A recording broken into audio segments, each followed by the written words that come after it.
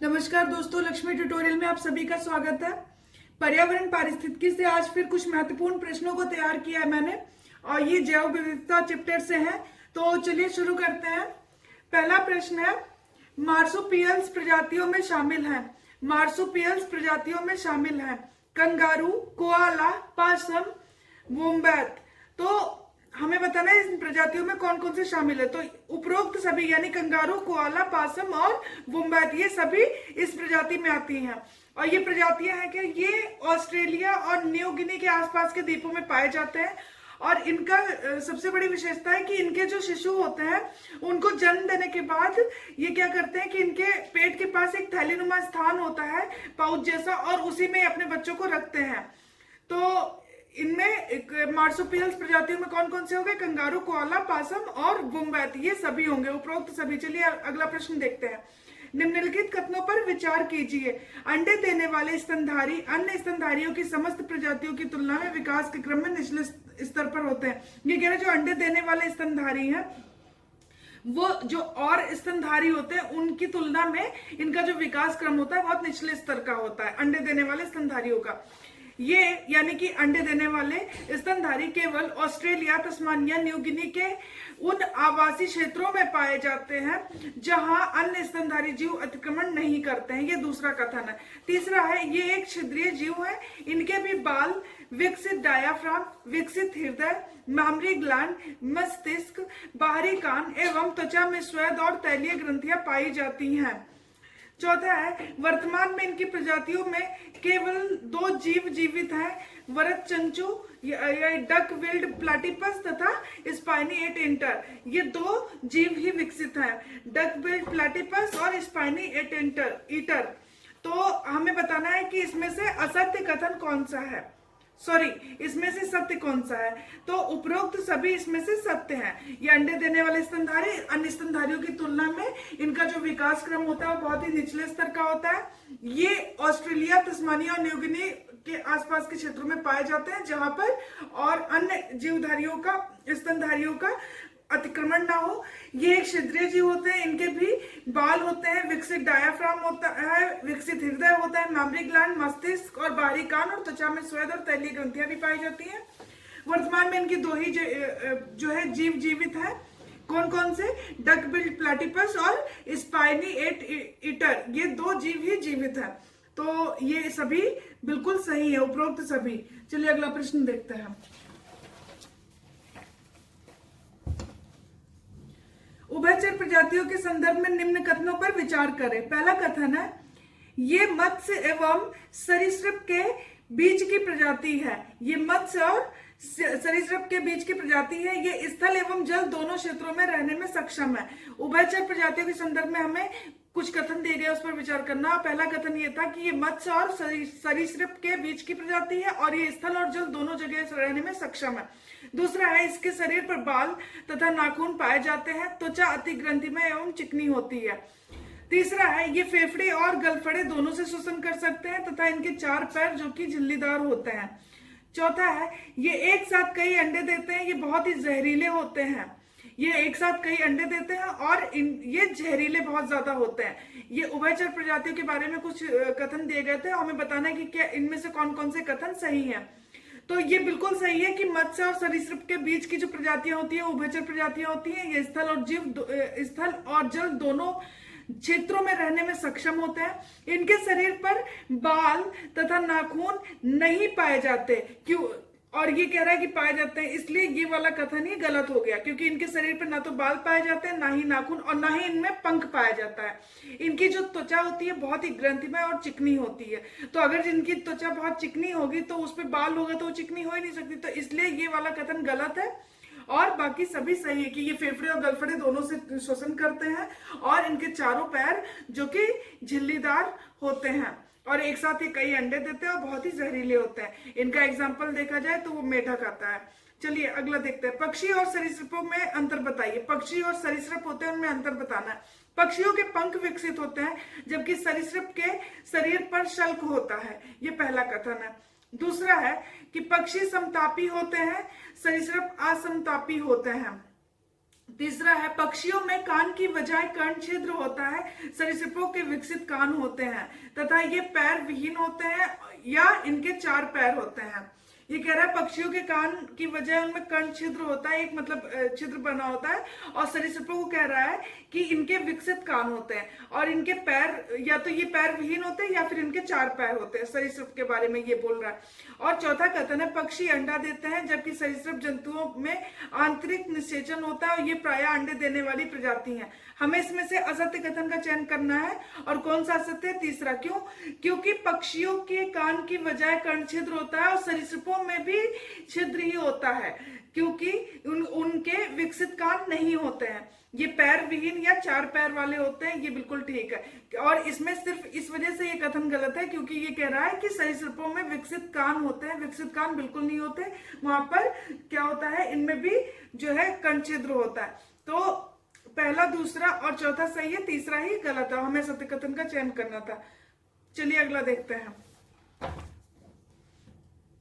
अकशेरुकी जंतुओं की प्रजातियों में शामिल है। अकशेरुकी जंतुओं की प्रजातियों में शामिल है। कशेरुक होता है एक अकशेरुक। कशेरुक कौन से होते हैं? जिनमें स्पाइन्स पाया जाता है, यानी कि जिनमें रीढ़ की हड्डी होती है, और कशेरुक जिनमें नहीं होती है।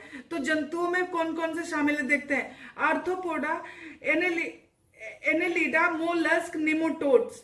तो इन प्रजातियों में अकशेरुकी जंतुओं की प्रजातियों में कौन कौन से शामिल होते हैं? इनकी ये चारों प्रजातियां इनमें शामिल हैं, यानी कि आर्थ्रोपोडा प्रजाति, एनेलिडा, मोलस्क और निमोटोड्स, ये सभी होगा, उपरोक्त सभी। अगला प्रश्न देखते हैं। निम्नलिखित कथनों पर विचार कीजिए और सत्य कथन का चयन कीजिए। असत्य कथन का चयन कीजिए।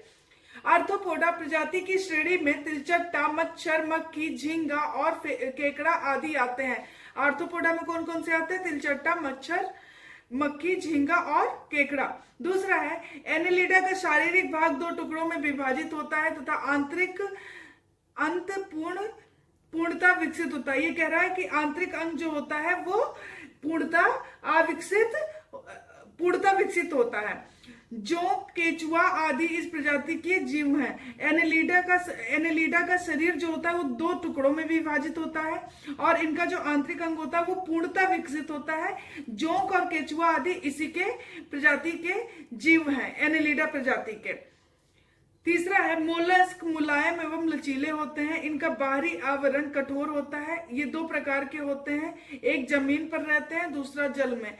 इनमें फेफड़े विकसित नहीं होते हैं। घोंघा स्थल पर रहता है जबकि ऑक्टोपस जल में रहता है, और ये दोनों ही इसके उदाहरण है। ये तीसरा कथन है।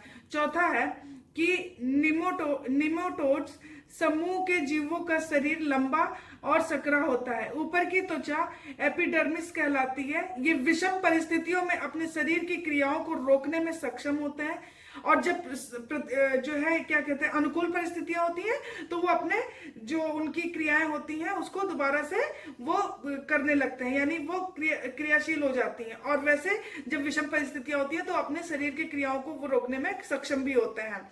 इन जीवों को गोल कृमि, फीता कृमि और पिन कृमि शामिल है। इन जीवों में कौन कौन से? गोल कृमि, फीता कृमि और पिन कृमि शामिल होते हैं। निमोटोड्स में यही शामिल होते हैं। और इनके ऊपर की त्वचा क्या कहलाती है? एपिडर्मिस। ये विषम परिस्थितियों में अपने शरीर की क्रियाओं को रोकने में भी सक्षम होते हैं। और इन जीवों में गोल कृमि, फीता कृमि और पिन कृमि भी शामिल होते हैं।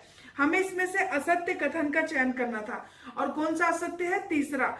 मोलस्क मुलायम एवं लचीले होते हैं, हमें बताया, और इनका बाहरी आवरण कठोर होता है। एक्चुअल में जो मोलस्क होते हैं वो मुलायम और लचीले होते हैं, इनका बाहरी आवरण कठोर होता है, बिल्कुल ठीक है, जो कि इन्हें बाहरी खतरे से बचाता है। मोलस्क के दो प्रकार के होते हैं, एक जमीन पर रहता है और दूसरा जल में। घोंघा जो है वो स्थल भाग में रहता है। घोंघा कहाँ रहता है? स्थल भाग में। और ऑक्टोपस कहाँ रहता है? वो जल में रहता है। इनके फेफड़े विकसित होते हैं और इनमें फेफड़े विकसित होते हैं, और इसमें सिर्फ इस वजह से ये कथन गलत है क्योंकि ये कह रहा है इनमें फेफड़े विकसित नहीं होते हैं, इनमें फेफड़े विकसित होते हैं। बाकी बिल्कुल सही है कि मोलस्क मुलायम और लचीले होते हैं, इनका बाहरी आवरण कठोर होता है जो कि इन्हें बाहरी उससे इन्हें बचाता है। बाहरी खतरे से बचाता है। और ये दो प्रकार के होते हैं, स्थल और जल पे रहने वाले, यानी कि स्थल पे घोंघा रहता है और जल में रहता है ऑक्टोपस, ये दोनों इसके उदाहरण है। ये फेफड़े इनमें विकसित होते हैं, और इसमें सिर्फ इस वजह से ये कथन गलत है क्योंकि इसमें लिखा है इनमें फेफड़े विकसित नहीं होते, इनमें मोलस्क में फेफड़े विकसित होते हैं। तो ये तीसरा ही गलत है, बाकी बिल्कुल सभी कथन बिल्कुल सही है। चलिए अगला देखते हैं। निम्नलिखित कथनों में सत्य कथन का चयन करें। पहला है IUCN international union for conservation of nature वैश्विक प्रजाति कार्यक्रम तथा प्रजाति उत्तरजीविता आयोग के साथ मिलकर वैश्विक स्तर पर प्रजातियों, उप प्रजातियों, वैश्विक स्तर पर चुनी गई जनसंख्या के संरक्षण की स्थिति और प्रजातियों के विलुप्त होने के खतरे को उजागर कराता है। ये कह रहा है IUCN क्या करता है, ये IUCN यानी international union for conservation of nature, ये क्या करता है, वैश्विक प्रजाति कार्यक्रम तथा प्रजाति उत्तरजीविता आयोग के साथ मिलकर वैश्विक स्तर पर प्रजातियां, उप प्रजाति, वैश्विक स्तर पर चुनी गई जनसंख्या के संरक्षण की स्थिति और प्रजातियों के विलुप्ति के होने के खतरे को उजागर कराता है। ये पहला कथन है। दूसरा है IUCN की लाल सूची में प्रजातियों को उनकी स्थिति के अनुसार कुल 9 श्रेणियों में रखा गया है। ये जो IUCN की लाल सूची है, रेड बुक है, इसमें ये क्या करता है, इसमें प्रजातियों की जो उनकी स्थिति होती है उसके अनुसार इसको कितनी श्रेणियों में बांटा है, 9 श्रेणियों में बांटा गया है। तीसरा है आकलन प्रजातियों की संख्या में गिरावट भौगोलिक क्षेत्र में उनकी स्थिति के आधार पर किया जाता है। ये जो आकलन किया जाता है तो ये कैसे किया जाता है, जो प्रजातियों की संख्या में गिरावट होता है भौगोलिक क्षेत्र में उनकी स्थिति के आधार पर ही किया जाता है। अगला है कि जेडॉन कार्सर आंध्र प्रदेश का स्थानिक पक्षी है। श्रीलंका मलेश्वर वन्य जीव अभ्यारण्य इसका इकलौता आवास स्थान है। जेडॉन कार्सर क्या है, आंध्र प्रदेश का स्थानिक पक्षी है। श्रीलंका मेश्वर वन्य जीव अभ्यारण्य इसका इकलौता आवास स्थान है। हमें इसमें से क्या करना है, सत्य कथन का चयन करना है, और ये सभी कथन बिल्कुल सही हैं। चलिए अगला देखते हैं। पहला, इसमें हमें क्या करना है, सत्य कथन का चयन करना है। वन्य जीव संरक्षण अधिनियम 1972 के अंतर्गत 6 अनुसूचियों को सूचीबद्ध किया गया। 6 अनुसूचियों को सूचीबद्ध किया गया। अनुसूची 1 और अनुसूची 2 के भाग में सूचीबद्ध जानवरों को पूर्णतः संरक्षण प्राप्त है। इन्हें नुकसान पहुंचाने पर भारी अर्थदंड लगाया जाता है। अनुसूची 1 में सूचीबद्ध जानवरों में शेर जैसी पूंछ वाला बंदर, गैंडा, great Indian bustard, Narcondam hornbill इत्यादि आते हैं। चौथा कथन है अनुसूची 2 में सूचीबद्ध जानवरों में रिसस बंदर, किंग कोबरा, उड़ने वाली गिलहरी, हिमालयन भूरा भालू इत्यादि शामिल हैं। हमें इसमें से सत्य कथन का चयन करना था और ये सभी कथन बिल्कुल सही हैं।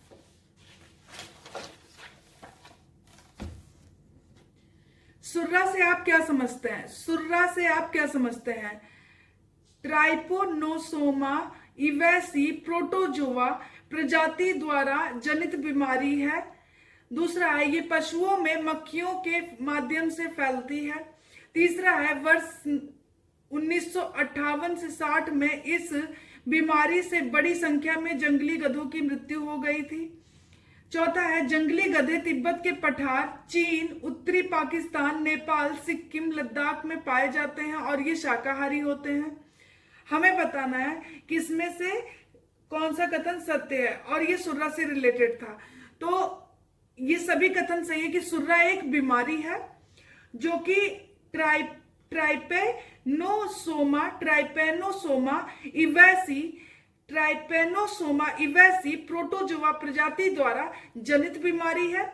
ये पशुओं में किससे, फ्लाइज के माध्यम से फैलती है और ये 1958 और 60 में इस बीमारी से बड़ी संख्या में जंगली गधों की मृत्यु हो गई थी। और ये जंगली गधे पाए कहाँ जाते हैं? तिब्बत के पठार, चीन, उत्तरी पाकिस्तान, नेपाल, सिक्किम और लद्दाख में पाए जाते हैं और ये शाकाहारी होते हैं। तो ये सभी कथन बिल्कुल सही हैं। अगला देखते हैं। निम्नलिखित कथनों में से सत्य कथन का चयन करें। पहला कथन है, हॉक्सविल कछुआ विश्व की सर्वाधिक शोषित प्रजातियों में से एक है। इसे परिपक्व होने में 20-25 वर्ष लगते हैं। हॉक्सविल कछुए को कहा जा रहा है कि ये विश्व की सर्वाधिक शोषित प्रजातियों में से एक है और इसके परिपक्व होने में कम से कम 20 से 25 वर्ष लग जाते हैं। दूसरा कथन है, हॉक्सविल कछुआ हिंद महासागर, प्रशांत महासागर, अटलांटिक महासागर के उष्ण कटिबंधीय रीफ में पाए जाते हैं। तीसरा कथन है, ग्रीन टर्टल उष्ण व उपोष्ण कटिबंध जल क्षेत्र, भारतीय महासागर, प्रशांत महासागर, भूमध्य सागर के पूर्व व पश्चिम क्षेत्रों में पाए जाते हैं। ग्रीन टर्टल को क्या बोल रहा है कि उष्ण और उपोष्ण कटिबंध जल क्षेत्र, भारतीय महासागर, प्रशांत और भूमध्य सागर के पूर्व और पश्चिम क्षेत्रों में पाए जाते हैं। चौथा है, ग्रीन टर्टल समुद्र के किनारे अंडे देते हैं। पारिस्थितिकी को बेहतर बनाए रखने में भी इनकी महत्वपूर्ण भूमिका होती है, ग्रीन टर्टल्स की। और हमें बताना है कि इसमें से सत्य कथन कौन सा है। इसमें से सभी कथन बिल्कुल सत्य हैं।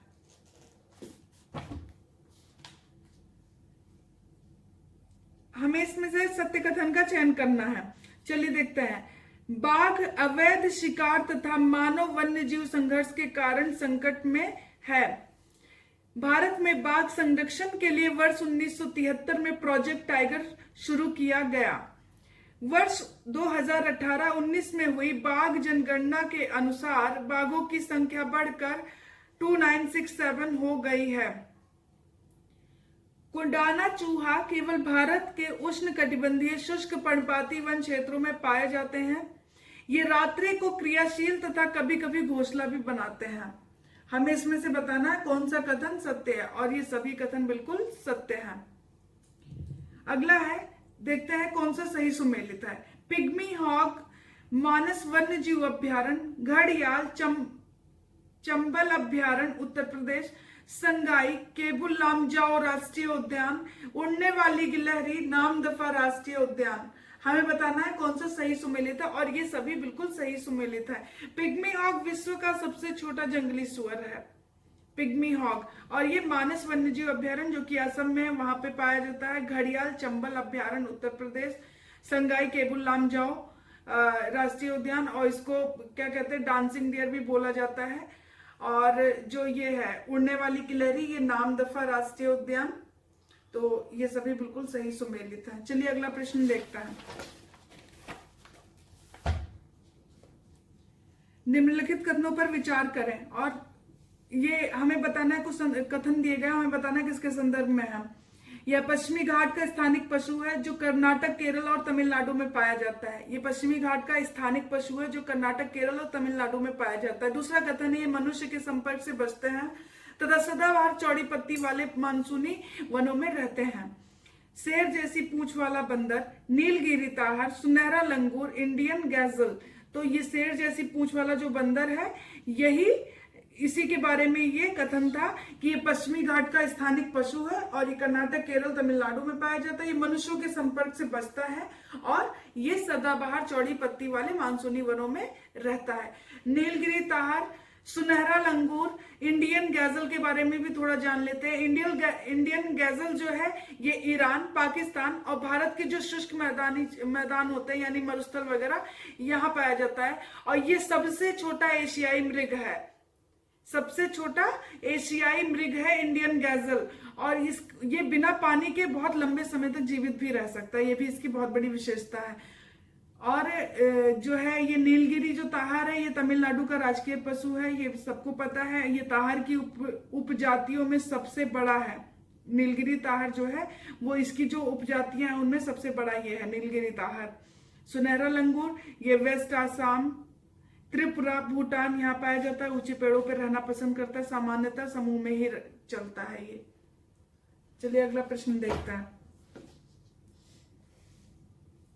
उपरोक्त कथन हमें बताना है कि ये जो ऊपर कथन दिए गए किसके संदर्भ में सत्य है। ये जम्मू कश्मीर, हिमाचल प्रदेश, सिक्किम, उत्तराखंड, पामीर आदि ठंडे क्षेत्रों में रहता है। यह शिकारी पशु है। यह हिमाचल प्रदेश का राजकीय पशु भी है। इसे पहाड़ों का भूत भी कहा जाता है। ये पहला कथन है। दूसरा है, यह बेहद शर्मीला माना जाने वाला पशु है। हाल में इसे सिक्किम में देखा गया। यानी कि यही 2018 में से देखा गया था सिक्किम में। उपरोक्त कथन किसके संदर्भ में सत्य है? हिम तेंदुआ, हाइना तेंदुआ चार सिंगों वाला मृग। तो ये हिम तेंदुआ के बारे में बोल रहा है। ये कथन बिल्कुल सही है, क्योंकि हिम तेंदुआ कहाँ पाया जाता है? जम्मू कश्मीर, हिमाचल, सिक्किम, उत्तराखंड, पामीर आदि ठंडे क्षेत्रों में पाया जाता है। ये एक शिकारी पशु है। ये हिमाचल प्रदेश का राजकीय पशु भी है। ये पहाड़ों का इसे भूत भी कहा जाता है। ये बेहद शर्मीला होता है और ये हाल ही 2018 वगैरह में इसे क्या देखा गया था? सिक्किम में देखा गया था। तो ये हिम तेंदुआ के बारे में कथन था। अगला, और हाँ, हिम तेंदुआ को लेके 2009 में प्रोजेक्ट स्नो लिपर्ड चलाया गया था। चलिए अगला प्रश्न देखते हैं। निम्नलिखित कथन में से सत्य कथन का चयन करें। यह समुद्री घास खाने वाला स्तनधारी शाकाहारी जानवर है। इसे वन्य जीव संरक्षण अधिनियम 1972 की अनुसूची 1 के अधीन विधिक संरक्षण प्राप्त है। यानी कि इसको नुकसान पहुंचाने पर क्या होगा? आर्थिक दंड भी दिया जाएगा और इसे पूर्णतः संरक्षण प्राप्त है। ये तो बिल्कुल क्योंकि अनुसूची 1 में है। ये कच्छ की खाड़ी, मन्नार की खाड़ी, अंडमान निकोबार द्वीप समूह के पास इसका निवास स्थान है। इसकी सर्वाधिक संख्या लाल सागर में है। उसके पश्चात ईरान की खाड़ी का स्थान आता है। ये किसके संदर्भ में है ये कथन? समुद्री गाय, Indian soft shell turtle, dolphin. तो किसके बारे में? समुद्री गाय यानी ड्यूगोंग के बारे में बोल रहा है। तो ये कथन है ड्यूगोंग, यानी जिसे समुद्री गाय भी बोलते हैं। ये समुद्री घास खाने वाला स्तनधारी शाकाहारी जानवर है और इसे ये वन्य जीव संरक्षण अधिनियम 1972 की अनुसूची 1 में विधिक संरक्षण प्राप्त है। ये कच्छ की खाड़ी, मन्नार और अंडमान निकोबार द्वीप समूह के पास इसका निवास स्थान है। सर्वाधिक संख्या इसकी लाल सागर में, उसके बाद ईरान का स्थान आता है। तो ये डुगोंग के बारे में था। चलिए अगला देखते हैं।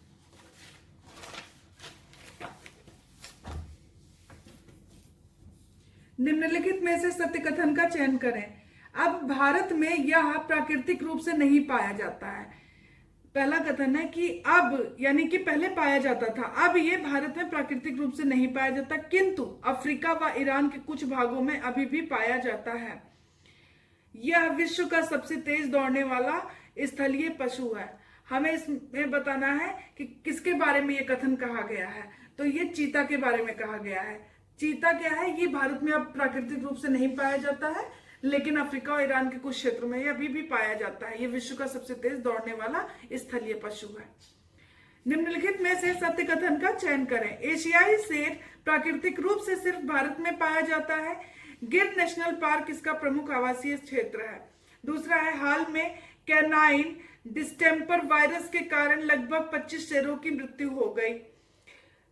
तीसरा है, खराई ऊंट केवल गुजरात में पाया जाता है। मैंग्रोव की कमी के कारण इसकी संख्या में गिरावट हुई है। चौथा है, इरावदी डॉल्फिन दक्षिण पूर्व एशिया, भारत के चिल्का झील में पाई जाती है। हमें बताना है कि इसमें से सत्य कथन कौन सा है, और ये सभी कथन बिल्कुल सही सत्य है। इरावदी डॉल्फिन जो है खारे पानी में रहती है। चलिए अगला प्रश्न देखते हैं। जैवमंडल आगार का वैश्विक नेटवर्क के संदर्भ में निम्नलिखित कथनों पर विचार करें। जैवमंडल आगार का वैश्विक नेटवर्क, इसके संदर्भ में कुछ कथन दिए गए, हमें देखना है कि ये सत्य है या नहीं। यह MAB का फ्लैगशिप प्रोग्राम है। यह जिस देश में स्थित होता है उसी के संप्रभु क्षेत्र के अंतर्गत कार्य करता है तथा अन्य देशों का जैवमंडल नेटवर्क में भाग लेना स्वैच्छिक होता है।